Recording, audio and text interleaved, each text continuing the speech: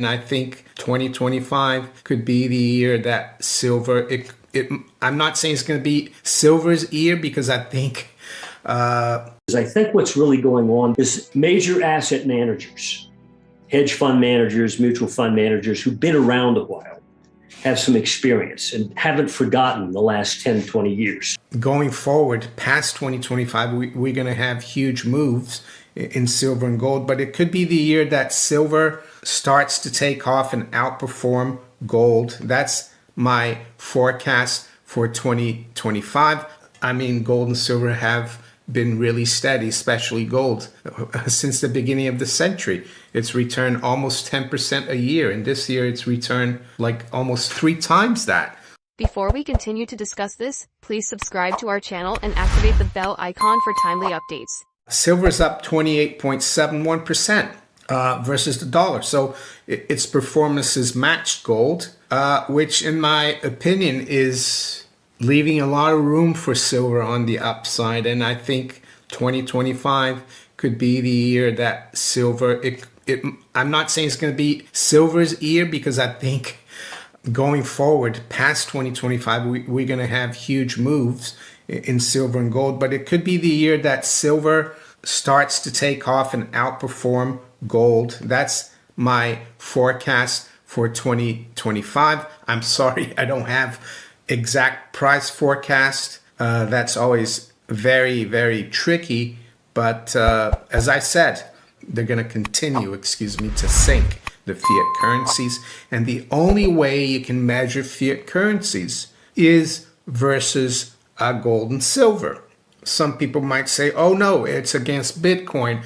I'm sorry, it's not, because even though Bitcoin might go to 200,000 by the end of 2025, we could see it down to 40,000 before it gets there later on in the next few months. That's how volatile and dangerous it is. And I still think the base for savings, long-term savings, is physical gold and silver. But anyway, the exploration companies, they haven't even dug the gold out of the ground. They're not producing. It's more speculative. They're drilling to try to find the resources and hopefully developing their finds into a mine by selling to the bigger companies or trying to build it themselves. But the major mining producing companies, they're like a mint. They're going to be the next central banks, even though they're not central. They're going to be producing the reserves for the next, the new monetary system, in my opinion. It's not going to be the Bitcoin miners, right? And that's why the central banks around the world, outside the West, well, even in the West, countries like Poland, they're buying gold hand over fist because they know what's coming. This current debt-based system is on its last legs. So I'm trying to tell you that I think you need to be strong and believe in the fundamentals and not let change your path. And I mean, gold and silver have been really steady, especially gold, since the beginning of the century. It's returned almost 10% a year. And this year it's returned like almost 3 times that. Gold and silver have been very boring. Of course, if you compare it to this tech craze, this AI craze. I'm not saying AI is a bad thing, but I think people are getting ahead of themselves. So I've looked at some numbers today just to give you an idea of what's going on and what I think is going to happen in 2025. It's always tricky making predictions, but I'm going to make it. If I'm wrong, I'm wrong, and I'll admit it. But looking at where we are today, and I took these prices from 8 a.m. It's actually 20 past 8, but you have to take a price somewhere, even though the price of gold and silver, they trade almost 24/7. They're probably the most liquid metals in the world, I would say, because they're money. But anyway, back on the 29th of December, 2023, gold was fixed, AM fixing in London at 2,062.40. And for this exercise, I took gold at 26.5360. So up 28.66%. Yes, it's falling behind the tech space and Bitcoin. Am I concerned? No. I think it's a good thing. Gold and silver are still under the radar, nowhere near to being overbought. But even that I don't buy into. I think, unfortunately, our fiat currencies, they're going to continue to sink, and gold and silver are going to keep going up. Not because something new and special has been found about gold and silver, but it's because they've been around for thousands of years and people have always valued them. And when everything around you loses value because of the credit bubble unwinds, that's what happens. It's very simple. So in pounds, we closed the year last year at 1622. And right now, or a few minutes ago, we were at 2100. So that's a 29.47% rise. So you can see by that number there that the dollar is slightly higher, has outperformed the pound versus gold. So it hasn't been debased as much, but very, very little difference. But the currencies that have done really badly are the euro and the Swiss franc in terms of the major currencies. I haven't looked at the yen, but it's even worse. I think what's really going on is major asset managers, hedge fund managers, mutual fund managers who've been around a while, have some experience and haven't forgotten the last 10, 20 years, and gotten all gleeful because of the stock market. They're somewhat suspicious of what they see in the stock market. There's all kinds of valuations that just don't make sense. The longevity of the market doesn't make sense. The steepness, the recent steepness scares them because it's blow-off type action, and blow-offs end very badly the other way. So I think there's some smart money out there that's saying, hey, I'm not going to get out of the stock market, but I'm going to shift some money out. 5% here, 5% there. And I think what they're doing is it's moving into those asset categories, safety of T-bonds and gold and silver. I think that's why those two markets are moving in sync right now. Don't expect it to continue. Because ultimately, yes, the T-bonds will go down in price, up in yields, because if inflation persists, which we think it will, then you will suffer if you're long the T-bonds. I frankly think we're topping right now. And I have been thinking that we're in a topping process for several months now. That doesn't mean it can't go up. I mean, you're up until you're down, right? Joe Granville said that. But we have numbers below the markets, both on the NASDAQ 100, which is our leader index. There's no question it's been the leader. It's outperformed everything. The top 5-6 stocks in the NASDAQ 100 constitute over 50% of its weighting. We all know those symbols: Amazon, Apple, Microsoft, Google, et cetera. They also constitute probably about 25% of the weighting of the S&P 500. So as these indexes have moved up, it's not because of all the symbols within the index. It's primarily because of the leadership has been so strong. And therefore, focus on the NASDAQ 100 because that's where the leadership is really weighted. We see numbers below the S&P and below the NASDAQ 100 that aren't that far down there. Now, considering that we've had a 12-year uptrend, which is highly unusual, and a lot of that's been vertical, it's scary. And it's scary because if you're a price guy and you're looking at, let's say, a weekly or monthly price chart of the S&P or the NASDAQ 100, and you look at your screen, try to define where you think it breaks. Try to draw a trend line. It's almost impossible. Whereas you might draw one and then it goes up at a steeper angle. We have to draw it again at a steeper angle. It's like multiple lines. So there's no line that touches 3 points. It's just a curve.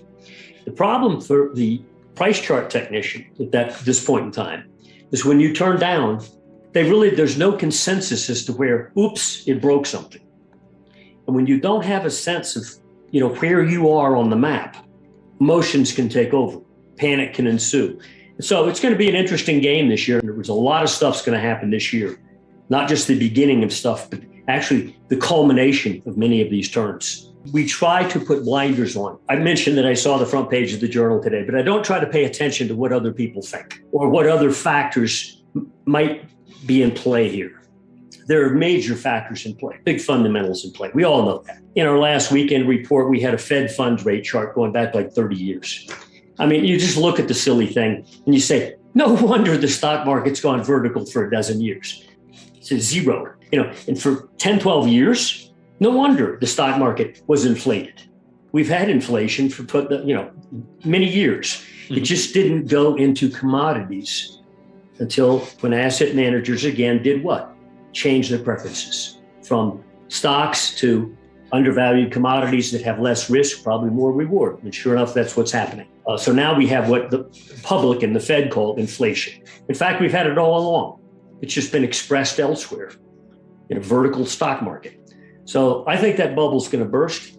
Not that the flow of money from the Fed or the ECB or the BOJ is going to stop. It's just going to go elsewhere because people aren't going to put it where the Fed would like them to put it. Now, what's the central bank going to do when the debt markets they must defend are breaking down? Are they going to taper? Are they going to raise rates? I think not. And I think gold knows this. Basically the central banks of the West are caught in a historical dilemma of their own creation. And they're going down the swirly along with their policies. And I think they're going down the swirly this year. Where will money want to go? As it's been said, cash is trash. Major asset fund manager said that some months ago, and he's dead right, and he's not even the gold bug. So I think the public is getting aware of this. And then we come to another interesting issue that's been debated on a lot of the financial channels lately. In fact, I saw something today on it. Bitcoin or gold? Well, we measure them both, but we've been watching the spread relationship between the cryptos, especially Bitcoin and gold and Bitcoin and silver. Because our bet's on silver. We think silver's going to vastly outperform gold. I think silver's going to leave gold behind on a percentage basis. But that spread is measurable, meaning the spread relationship, the valuation of Bitcoin versus silver.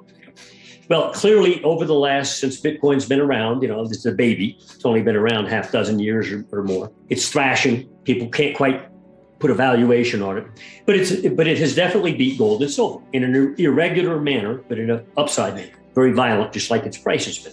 Those charts to us look vulnerable. In other words, it looks like we could be nearing a point where Bitcoin, on a valuation basis, relative basis, could top out versus gold and silver, and that they could replace it as the place where people are putting their money for safety reasons. And it wouldn't surprise us to the effect that, okay, the shift has occurred. It's time now to shift out of Bitcoin and into gold and or silver, preferably silver. Now, that doesn't mean Bitcoin's got to go down. It just means that Bitcoin will shift relative performance such that silver will beat it going forward. And I think that's about to happen. Ultimately, this time, I don't think there's a way out. And by that, I mean, you're not going to end with policy working or a Volcker comes in and ends it, and just puts the brakes on and stops the process. Of course, then you went down, we all know that once that happened. The stock market was a wasteland from about 1977 through 1982 at least, while gold and commodities outperformed it. But this time I think it's more, meaning I think at the end of this next crisis, and I think we're headed for one, not just in pricing, but in that, you're going to have people raise the question, it's been 50 years of this stuff since that Republican Nixon took us off the gold standard, international exchange basis of the dollar. And we've had nothing but fiat currencies in Europe, here, and Japan since then. It hasn't worked. And we think we've been under control, had a policy and all this nonsense. And it's just been a boom-bust cycle, getting worse and worse each time. And it wouldn't shock me, what a world this is to say this, that the ex-communist countries of the world have gold-backed currencies before we do and set the new trend. And I think that's likely to happen, where we end up with stable currencies. It could be crypto. Crypto at least can't be hyperinflated. It can be expanded somewhat year to year as they find more, et cetera. But it can't be, double the money supply every year like the central banks can do. So it's going to be an interesting year. And I think the markets are going to create what I call a swirly. And that swirly will affect not just markets, but people. It's hard to predict these things, but I think the trend is pretty evident. And we know that the wave effects will create all kinds of unusual outcomes that a lot of people it's not on the tip of their tongue right now. Political events, social events, and so forth that perceived to be traumatic, but actually will be healing. Because if you get rid of something bad and it makes some noise while you're getting rid of it, that's the way it works sometimes. Don't forget to hit that like button. It really helps out the channel. And if you want to stay updated with more content like this, be sure to subscribe and click the bell icon so you never miss a video.